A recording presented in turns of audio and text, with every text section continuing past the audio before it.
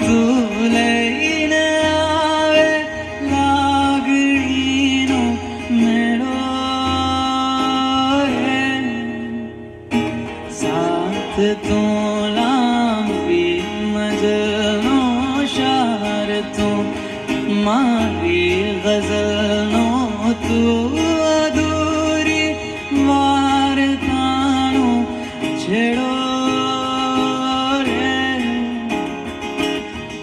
મીઠડી સજા છે દર્દોની મજા છે, તારો વિરહ પણ લાગે બહાલો રે.